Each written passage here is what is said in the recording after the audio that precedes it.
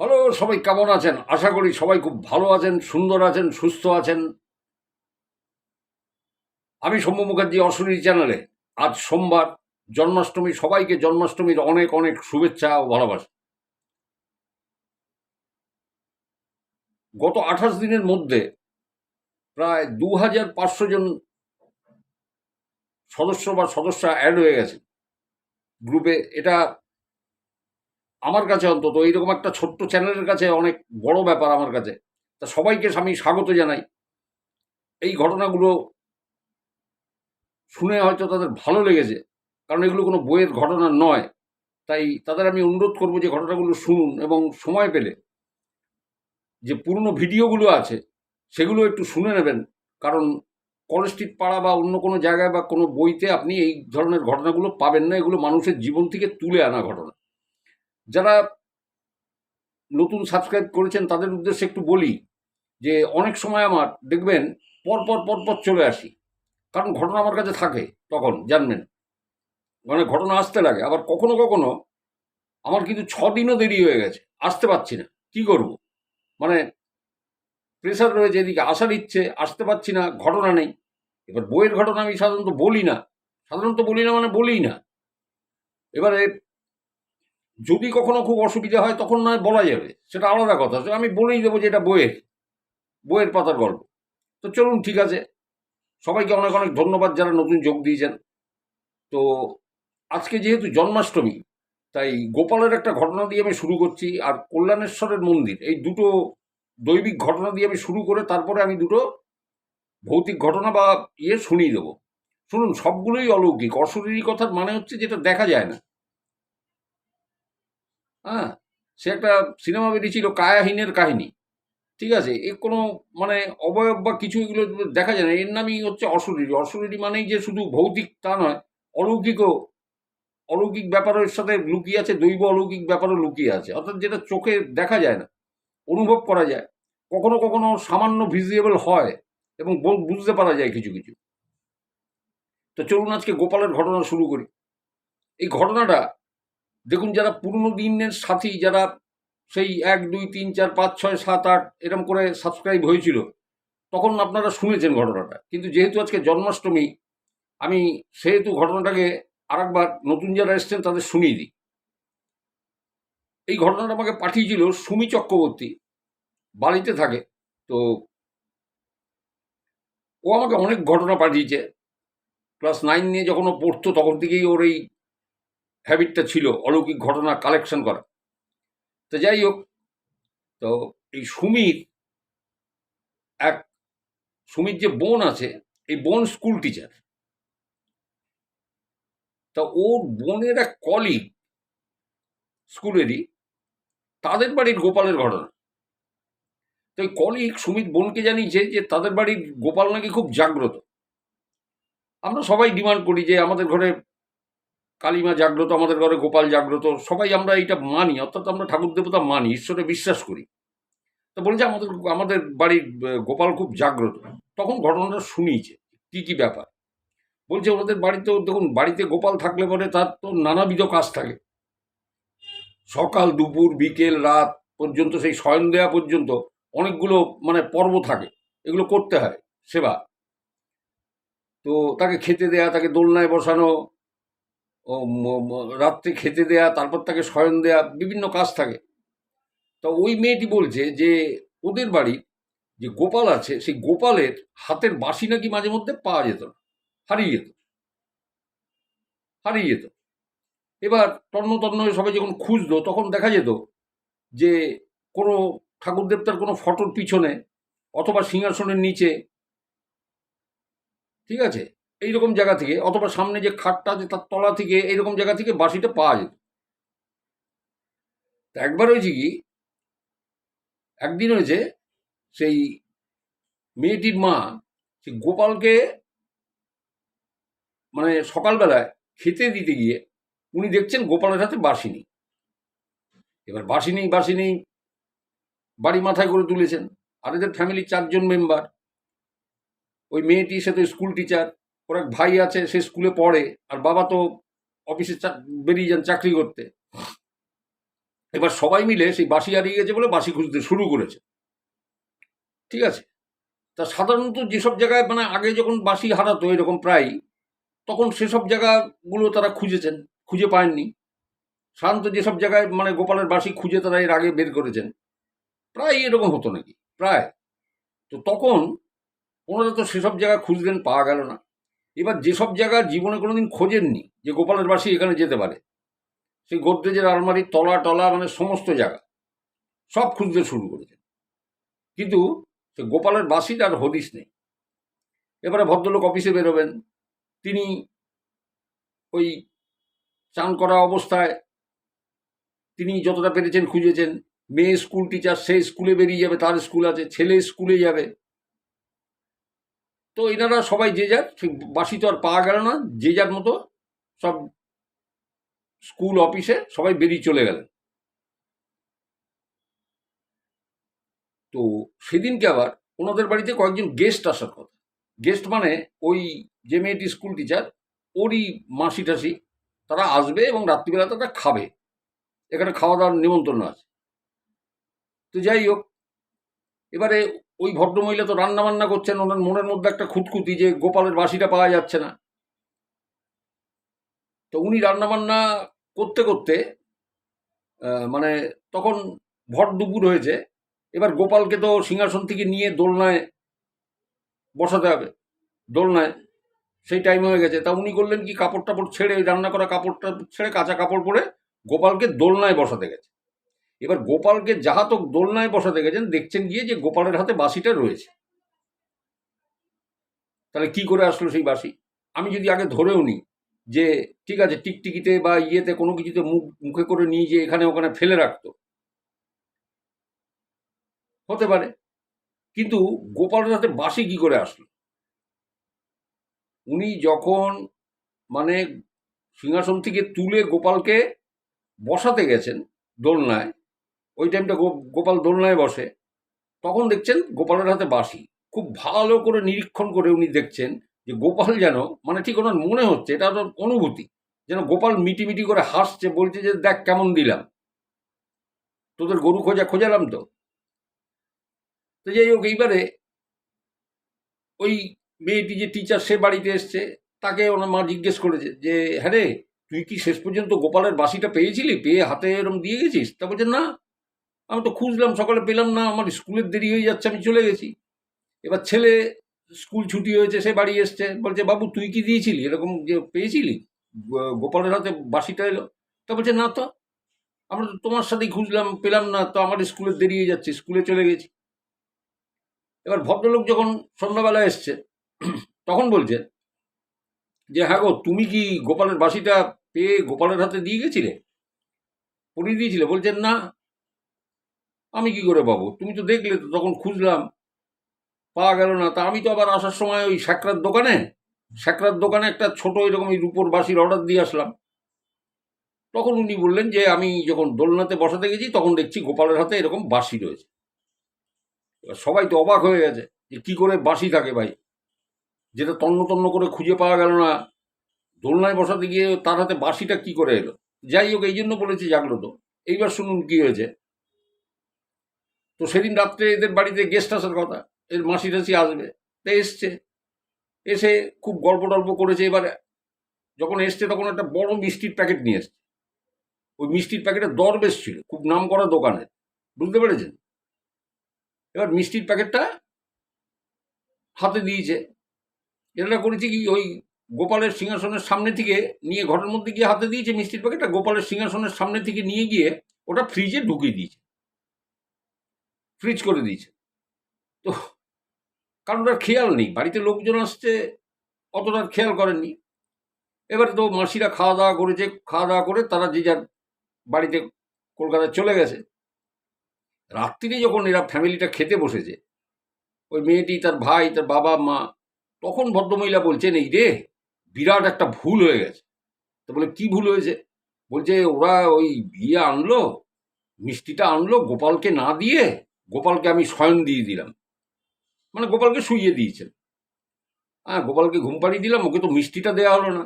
কারণ যে কেউ আসে সে আগে দিলে পরেই, মানে মিষ্টি আনলে পরে আগে গোপালের পাতে পড়ে। তো তখন মেয়েটি বলেছে যে মা, যখন ভুল হয়ে গেছে ছেড়ে দাও, আহ, কালকে সকালবেলায় গোপালকে যখন খেতে দেবে তুমি আগে মিষ্টিটা দিও। বলে ঠিক আছে। পরদিন সকালবেলায় যখন ফ্রিজ খুলেছেন, তখন ফ্রিজ খুলে ওই মিষ্টিটা বার করতে যাবেন, দেখছেন সেই সবগুলো না এরকম ভেঙে চুড়ে কেউ মনে হচ্ছে চটকে দিয়েছে। বুঝতে পেরেছেন? ভেঙে চুড়ে চটকে দিয়েছে। এরা অবাক হয়ে গেছে, বললে এই কি, এরকম ভাঙা মিষ্টি, এরকম সব গুঁড়ো গুঁড়ো হয়ে গেছে। এইবারে মেয়েটি ফোন করেছে তার মাসিকে, যে মাসি তোমরা কালকে কি মিষ্টি নিয়ে এসছে? বলছে দরবেশ নিয়ে এসছি। এবং দোকানের নামও বলেছে, নাম করা দোকান থেকে। তা বলে মিষ্টি কি আস্ত ছিল দরবেশগুলো? তা বলছে যে হ্যাঁ, দরবেশ তো এমনি শক্ত হয়, আস্ত ছিল। কেন, কি হয়েছে? তখন তারা বলেছে যে এই এই ঘটনা হয়েছে। ফ্রিজ থেকে মিষ্টি বের করে দেখা গেছে দরবেশগুলো সমস্ত সব গুঁড়ো গুঁড়ো এবং হয়ে গেছে, মানে কেউ মনে হয় যেন চটকে ফটকে দিয়েছে। ওই দিন রাত্রে ভদ্রমহিলা রাত্রে যখন শুয়েছেন, ঠিক এই দিনের ঘটনা, যখন শুয়েছেন রাত্রিতে স্বপ্ন দেখছেন যে ওনার মাথার কাছে কালো মতো একটা বাচ্চা ছেলে, সে এসে দাঁড়িয়ে বলছে, ও মা, হ্যাঁ ওরা মিষ্টি আনলো আমাকে দিলি না, ওরা মিষ্টি আনলো আমাকে দিলি না, হ্যাঁ তা আমার তো রাগ হবে না, আমি ওই জন্য সব চটকে ভেঙে ফেলেছি, আমাকে খেতে দিসনি, কাউকে খেতে দেবো না। চাক করে ভদ্রমহিলার ঘুম ভেঙে গেছে। তো ঘুম ভেঙে উনি আতিপাতি খুঁজছেন যে কে বললো এই কথাটা। উনি তো পরিষ্কার দেখেছেন ওর সামনে একটা বাচ্চা ছেলে দাঁড়ানো। ঘুমের মধ্যে দেখেছেন যে মা ওরা মিষ্টি আনলো আমাকে দিসনি, হ্যাঁ তা আমার তো রাগ হবে না বল, ওই জন্য আমি কাউকে খেতে দিইনি, সব চটকে ভেঙে ফেলেছি। তো এই ঘটনাটা শুনিয়েছিল। দেখুন, বিশ্বাসে মিলায় বস্তু তর্কে বহুদূর, অনেক ব্যাপার আছে। তো এই ঘটনাটা ওই স্কুল টিচারের কলিগ ওই সুমিত বোনকে শুনিয়েছিল। একই স্কুলে ওরা চাকরি করে, যে ওদের বাড়ির গোপাল কতখানি জাগ্রত সেইটা তার প্রমাণটা দিয়েছিল। তো চলুন এবারে আমি আরেকটা ঘটনা শোনাই। এটা বালির একটা ঘটনা, এটা কল্যাণেশ্বরের মন্দির। প্রথমে আমি দুটো ঠাকুরের ঘটনা বলে দিই, আজকে জন্মাষ্টমী তো, তারপরে আমি দুটো ভৌতিক সত্যি ঘটনা আমি বলে দেবো। তো আজকে ভিডিও বেশি বড় করব না, কেন অনেক লং ভিডিও কেউ অনেকে শুনতে চান না। তো এই বালিতে জানেন আপনারা কল্যাণেশ্বরের মন্দির আছে, বাবা কল্যাণেশ্বরের মন্দির আছে, একপাশে সিদ্ধেশ্বরীর মন্দির, বজরংবলীর মন্দির আছে পাশেই, তারপরে একদিকে মা ষষ্ঠীর মন্দির আছে। ঠিক আছে, এই কল্যাণেশ্বরের মধ্যে কিন্তু খুব জাগ্রত কল্যাণেশ্বরের মন্দির।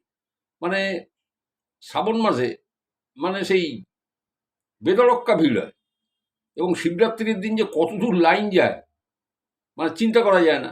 তা সুমি বলছে যে আমি কল্যাণেশ্বরকে খুব মানি, আমিও জল ঢেলেছি এবং মাঝে মধ্যেই পুজো দিতে যেতাম ওখানে। তো বলছে যে ওইখানে বাবা কল্যাণেশ্বর নাকি রামকৃষ্ণ পরমহংসদেবকে স্বপ্নাদেশ দিয়ে ওখানে আনিয়েছিলেন, আনিয়ে ওনার হাত থেকে পুজো নিয়েছিলেন।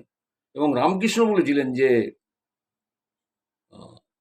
এই কল্যাণেশ্বরের মন্দির হচ্ছে দ্বিতীয় কাশী বিশ্বনাথ, এবং গঙ্গার নিচে দিয়ে কাশী বিশ্বনাথের সঙ্গে কানেকশন আছে, এর যোগাযোগ আছে, এটা দ্বিতীয় কাশী বিশ্বনাথ, এই কথাটা বলেছিলেন।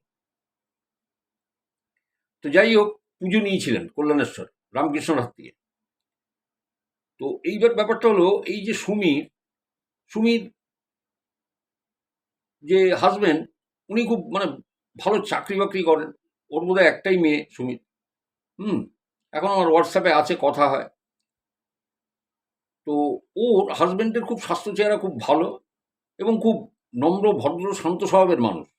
রেগে গেলে কিন্তু খুব সাংঘাতিক, কিন্তু সুমি 10টা কথা বললে একটা কথা উত্তর দেন, এত চুপচাপ মানুষ। এবং উনি প্রত্যেক এই উইকেন্ডে বাড়ির গাড়ি নিয়ে উনি মেয়েকে আর বউকে নিয়ে উনি বেরোতেন। কোনোদিন কোলাঘাটে চলে গেলেন, কোনোদিন সাউথের দিকে কোথাও গেলেন।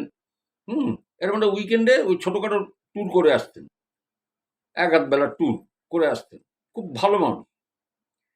তো সুমি বলছে হঠাৎ বলছে আমার হাজব্যান্ডের, বলে দাদা তুমি বিশ্বাস করবে না, এই রকম রোগা হতে থাকলো, শরীরটা ভাঙতে থাকলো, রোগা হয়ে যাচ্ছে খুব।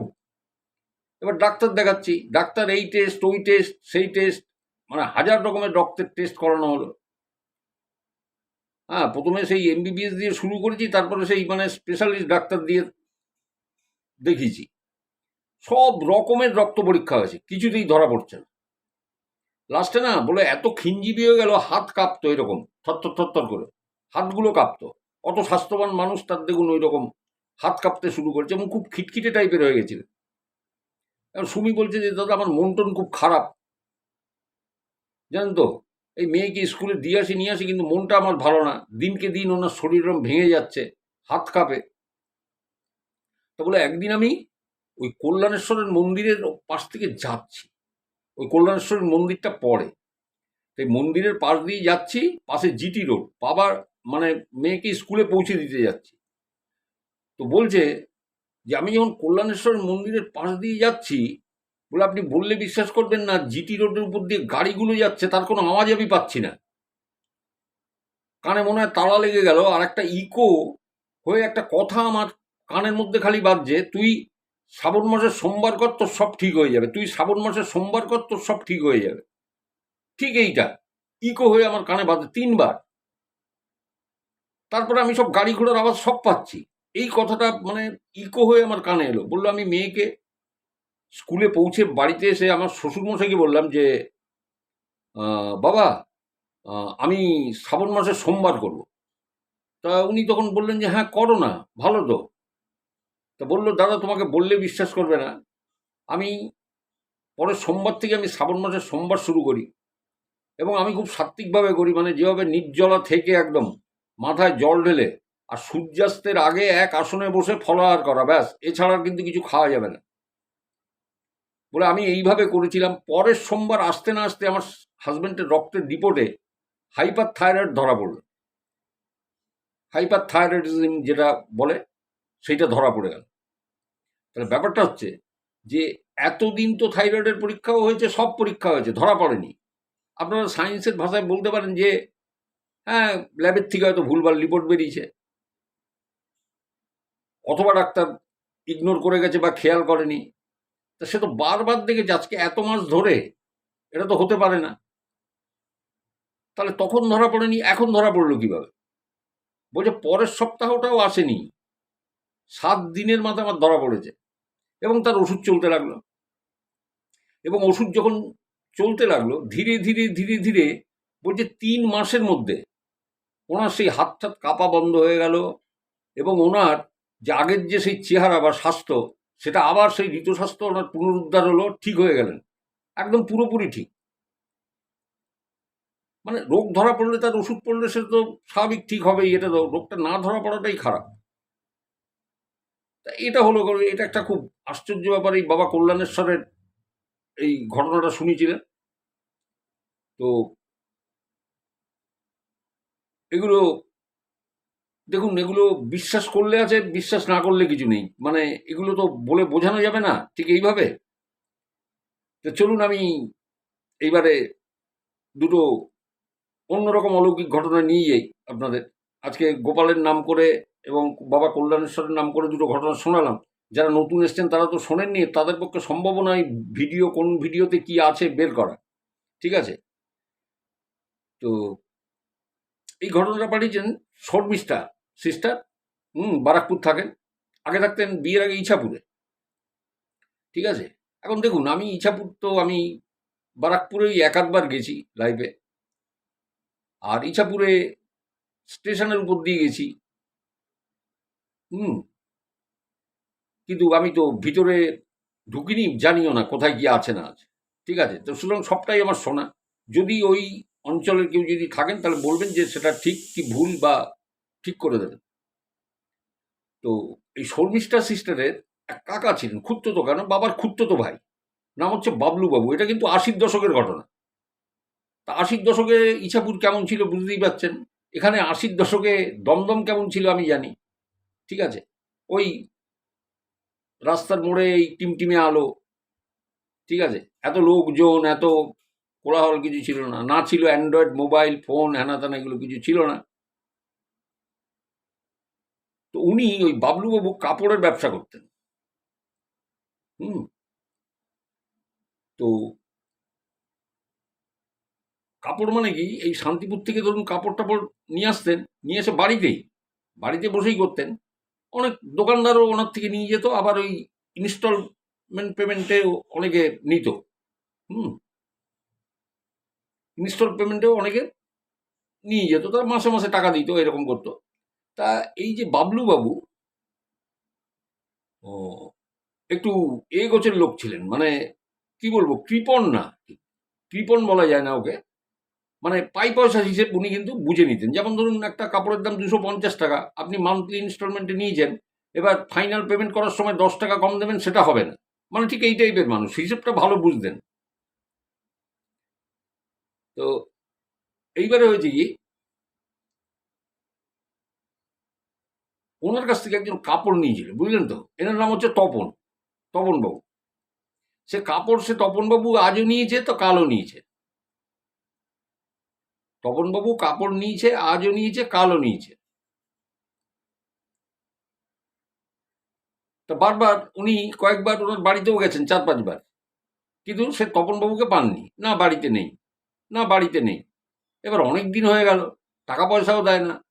তো তখনকার দিনে মোটামুটি 80-র দশকে উনি 1000-1500 টাকা মতো ওনার থেকে পেতেন, এই তপন বাবুর থেকে, যে কাপড় নিয়ে গেছিল। তো এইবার উনি করেছেন কি, যে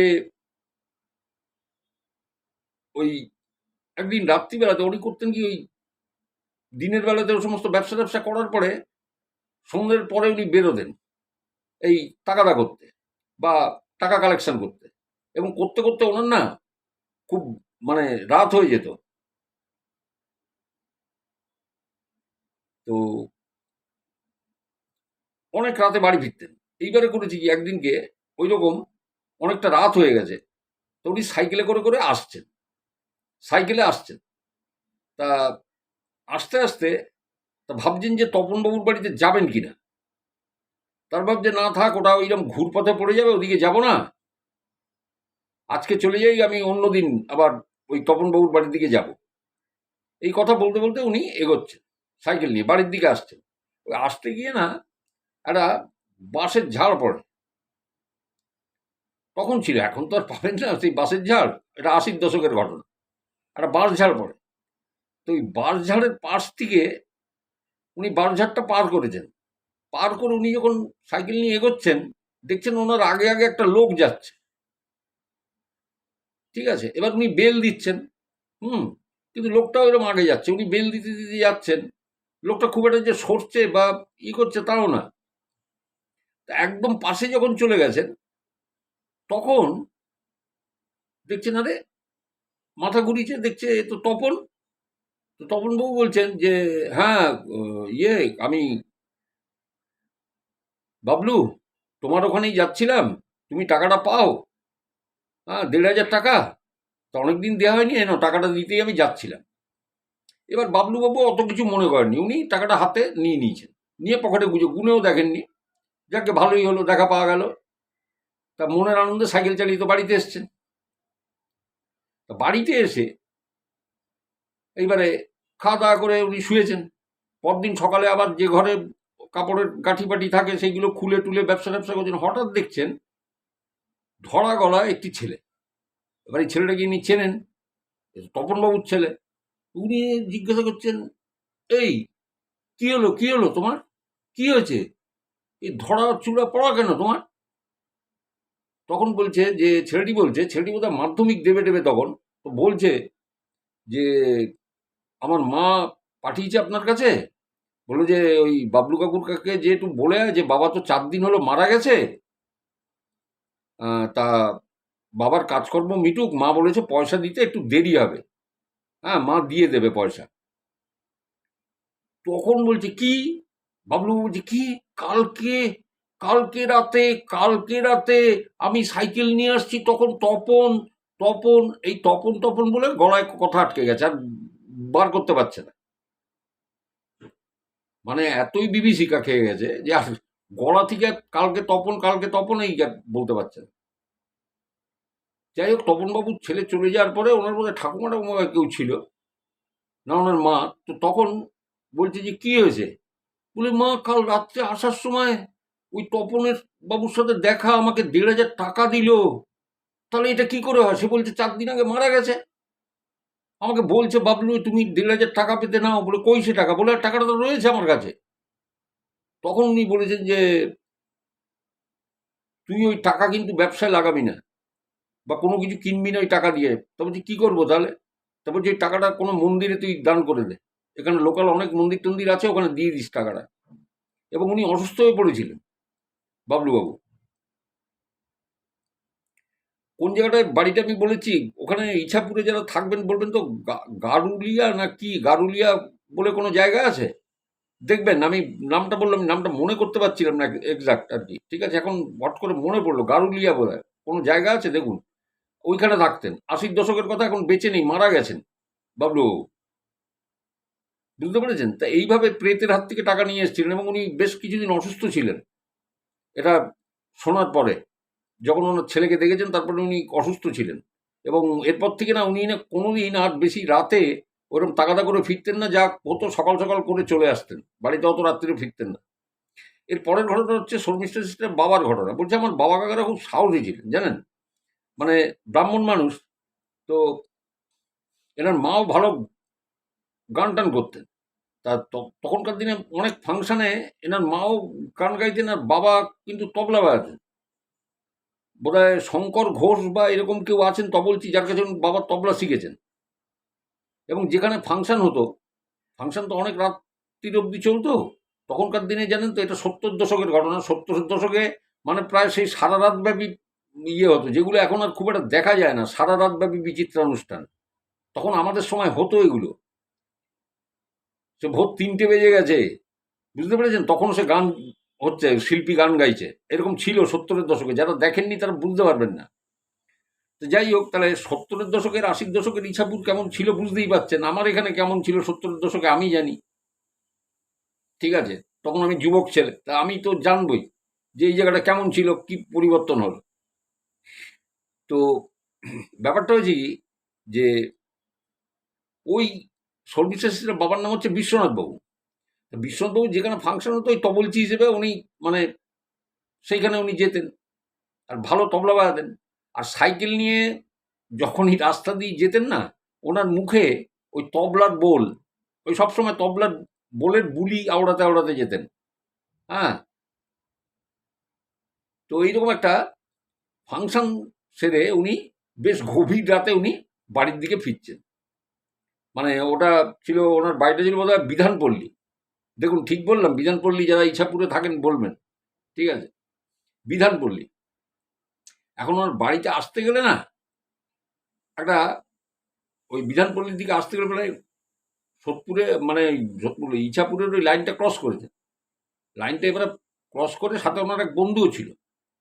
হ্যাঁ, তো ওই বন্ধুকে সাথে নিয়েই আসছেন। বন্ধু পিছনে সাইকেলে বসেছেন, সাইকেল চালিয়ে চালিয়ে আসছেন। একটা জায়গায় এসে ওনার বন্ধু নেমে গেছে। নেমে যে ওনার বন্ধু বোধহয় আনন্দমঠ বা কোনো একটা জায়গা আছে ইছাপুরে, দেখুন আপনারা যারা ইছাপুরে থাকবেন বলবেন, আনন্দমঠ বা কোনো একটা জায়গা আছে, ওই দিকে থাকে ওনার বন্ধু। তাও ও বলেছে, বিশু তুই চলে যা, তাহলে আমি বাড়ি চলে যাই। ওনার বাড়ি আনন্দমঠের দিকে, ওদিকে চলে গেছে। আর বিশ্বনাথ বাবু তো একা একা আসছেন ওখান দিকে। তো ওখানে না একটা আমবাগানের পাশ দিয়ে আসতে হবে। আর ওইখানে একটা বাড়ি ছিল খুব প্রমিনেন্ট, সবাই চিনতো ওই বাড়িটাতে, এবং বিশ্বনাথবাবুও চিনতেন। ওই বাড়িটা মহিলা, যাকে সবাই চিনতো, নাম হচ্ছে লক্ষ্মী। হ্যাঁ, সবাই লক্ষ্মী বৌদি, বিশ্বনাথবাবুরা লক্ষ্মী বৌদি লক্ষ্মী বৌদি করে রাখত। ওই আমবাগানে গলায় দড়ি দিয়েছিল, গলায় দড়ি দিয়ে মরেছিল। এবং অনেকেই নাকি রাত বিরেতে ওনাকে দেখেছে। ঠিক আছে, এবার সেই জায়গা দিয়ে আসছেন, তা ওনার এই সমস্ত ভয়ভীত কিছু নেই। এত ভয়ভীত পাওয়ার লোক উনি নন। উনি ওখান থেকে সাইকেলে চেপে আসছে, সাইকেলে চেপে আসছে। এইবারে এই আমবাগানের সামনেটা দিয়ে যখন যাচ্ছে, তখন দেখছে আগে আগে একটা মেয়ে মহিলা যাচ্ছে। আগে একটা ঘোমটা ঘোমটা মাথায় দেয়া একটা মহিলা, উনি সমানে বেল দিচ্ছেন, উনি সমানে বেল দিচ্ছেন। ওই মহিলাকে জিজ্ঞাসা করছে যে, এ কে আপনি? এত রাতে আপনি কে? আপনি কি কোনো বিপদে পড়েছেন? কোনো হেল্প করতে হবে? এইসব বলছেন বিশ্বনাথ বাবু ওই ভদ্রমহিলাকে। আর ভদ্রমহিলা গুটি গুটি পায়ে আগে আগে যাচ্ছে, আর উনি সাইকেলের বেল দিচ্ছেন, তো সরছেও না। তো বলছে বিশ্বনাথ বাবু যে আপনাকে কি হেল্প করতে হবে, আপনি কোথায় যাবেন, আপনি বলুন আপনি কে। এইবার ওই ভদ্রমহিলা এরকম ঘুরে তাকিয়েছে, আর যাহা তো ঘুরে তাকিয়েছে, উনি পরিষ্কার ওই অবয়বটা দেখছেন, এ তো লক্ষ্মী বৌদি, এ তো লক্ষ্মী বৌদি। উনি চোখ বুজে ফেলেছেন, সাইকেল থামিয়ে চোখ বুজে পৈতেটা গলার থেকে বার করে, উনি মহাদেবের ভক্ত ছিলেন, শিবের, উনি পৈতেটা বার করে সেই মহামৃত্যুঞ্জয় মন্ত্র যেটা আছে সেটা জপ করতে শুরু করে। এবার বেশ কিছুক্ষণ জপ করার পরে আস্তে আস্তে চোখ খুলেছেন, দেখছেন সামনে কিছু নেই। এখন পাশের বাড়িরই ওইখানে, আশেপাশে তো আরো বাড়িঘর আছে, এত ঘিঞ্জি ছিল না, তাই সেখানে এক ভদ্রমহিলা বয়স্কা, উনি বোধহয় বাথরুম টাথরুম করতে বাইরে বেরিয়েছেন, উনি দেখে চিনতে পেরেছেন সাইকেলে, বলে কে ওখানে, বিশ্বনাথ নাকি? তা বলছে যে হ্যাঁ মাসিমা আমি। তা বলছি যে এত রাত্রে তুমি এখান থেকে, এবার বলে এদিকে আসো। তো বিশ্বনাথবাবু ওনার কাছে গেছেন, বিশ্বনাথবাবু সব ঘটনা খুলে বলেছেন যে আমি এরকম দেখেছি, এরকম এরকম ব্যাপার। ওই ভদ্রমহিলা বলছে তোমাকে কিছুতে আমি রাত্রে ছাড়বো না, বিশ্বনাথ তুমি ঘরে ঢোকো। ঘরে ঢোকো, সে ভদ্রমহিলা জল এগিয়ে দিলেন, বয়স্ক ভদ্রমহিলা এগিয়ে দিয়ে, ওনার থেকে বয়সে অনেক বড়, জল টল এগিয়ে দিয়ে তারপর বলে যে তুমি এখানে শুয়ে থাকো। কোথায় গেছি? তারপরে যেমন তো ফাংশনে, বলে তোমার তো ফাংশনে তো অনেক সময় ফিরতে পরের দিনও হয়ে যায়, সারা রাত ফাংশন চলে, তুমি এখানে শুয়ে থাকো, সকাল হলে বাড়ি যাবে। সেই ওখানে শুয়ে ওই ভদ্রমহিলার ওইখানটাতে শুয়ে পরের দিন সকালবেলায় বাড়িতে গেছে বিশ্বনাথবাবু। ঠিক আছে, এরপর থেকে না উনিও একটু সাবধানে যাতায়াত করতে থাকতেন, মানে চটপট কোনো জায়গায় খুব বেশি রাত করে এ করা, একটু সাবধানতাটা অবলম্বন করতেন। এইরকমই ফাংশন সেরে ফেরার ভিডিও আমার এখানে আছে, আপনারা যারা নতুন, সব তো ওই ট্যাগলাইন দিয়ে দিয়ে আমার দেওয়া আছে, সব হয়তো যারা নতুন এসেছেন খুঁজে সব পাবেন না, তবে যখন সময় সুযোগ পাবেন না আস্তে আস্তে দেখবেন বা শুনবেন ওগুলো। তবে মূল্যবান সময় নষ্ট করে আমি বলছি না, আপনারা যখন সময় পাবেন, যে হাতে সময় আছে, ঘটনাটা শুনি, যে এই ভিডিওতে কি ঘটনা আছে, তখন শুনবেন, দেখবেন এগুলো কোনোটাই বইয়ের পড়ার ঘটনা না। তা দেখুন ঘটনা আরও অনেক এসছে, আমি ভিডিও বেশি বড় করতে চাই না। আজকে জন্মাষ্টমীর দিন, আমার বাড়িতেও ওই মেয়ে পুজো টুজো করবে, তার জোগাড় যন্ত্র করছে, কিন্তু ঘটনা আরও এসছে। আপনাদেরও বলি, যারা নতুন এসছেন, যারা নতুন সাবস্ক্রাইব করেছেন চ্যানেলটা, অনেকের মনের ভিতরে অনেক কিছু আছে, অনেক কিছু জানেন আপনারা, হ্যাঁ, বা কারোর থেকে শুনেছেন, এরকম কোনো ঘটনা, অবিশ্বাস্য অলৌকিক ঘটনা যদি আপনাদের কাছে থাকে, আপনারা আমার হোয়াটসঅ্যাপ নম্বরে চলে আসতে পারেন। কি করে আসবেন আমি বলি, হোয়াটসঅ্যাপ নম্বরটা কিভাবে পাবেন, আমার চ্যানেলে যান, ওখানে লেখা আছে যেখানে উপরে মা, ঠাকুমা, দাদু, বাবা সব অতীত, ওই লেখাটার পরে একটু আঙুল দিয়ে চাপ দিন, আপনার সামনে পুরো ডেসক্রিপশনটা আসবে, ওর নিচে দেখবেন আমার হোয়াটসঅ্যাপ নম্বর আছে, ওখানে এসে একটা হাই লিখুন। তবে একটা কথা বলি, যাদের কাছে ঘটনা আছে তারাই আসবেন, তাহলে অন্যথায় বেশি ভিড় হয়ে গেলে আমার পক্ষে, গল্প অনেকে এসছেন জানেন তো, বলেছে আজ দেবো কাল দেবো, হ্যাঁ এই একটু ব্যস্ত আছি, কিন্তু ঘটনা কিন্তু পাঠাচ্ছেন না।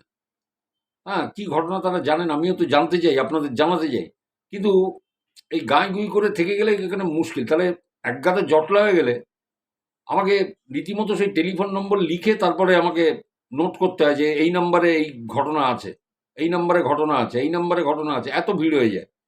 তাই যাদের কাছে ঘটনা আছে তারা চলে আসুন, কোনো ব্যাপার না। আর যারা আমাকে একটা বা দুটো, মানে কোনো দিন হয়তো ঘটনা পাঠিয়েছেন, তারা আমার ওই হোয়াটসঅ্যাপে চিরকালই আছেন, সেই প্রথম থেকে, সেই ১.৫-২ বছর আগে থেকে, যখন থেকে আমি এখানে গল্প বলা শুরু করি, তখন থেকেই আছেন।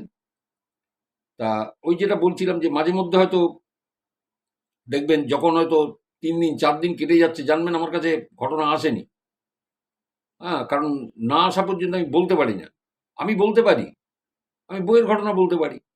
হ্যাঁ, তা সেটা শুনতে তো ভালো লাগবে না। মানে একদম মানে হয়ে যাবে সেটা। মানে খেলো টাইপের জিনিস।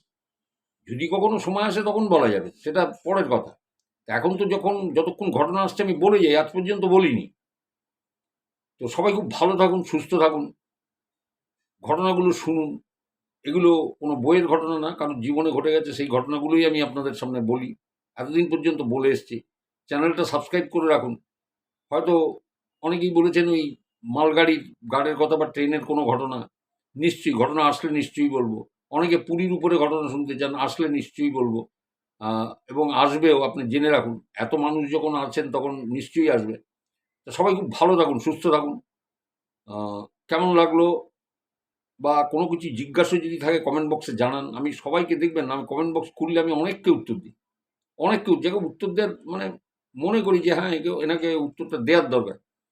আমি দিই, আমি বলি যে এটা এই হয়েছে, এটা এই হয়েছে। ঠিক আছে? তো আজকের মতো টাটা করি। আবার দেখা হবে। যদি কালকের মধ্যে পড়ে ফেলতে পারি পরশুদিনকে পড়ে দেবো। পরশু। অর্থাৎ আ কালকে মঙ্গলবার, বুধবার। ঠিক আছে? কেন বুধবার, শুক্রবার আর সোমবার এই ৩ দিন আমার টার্গেট থাকে।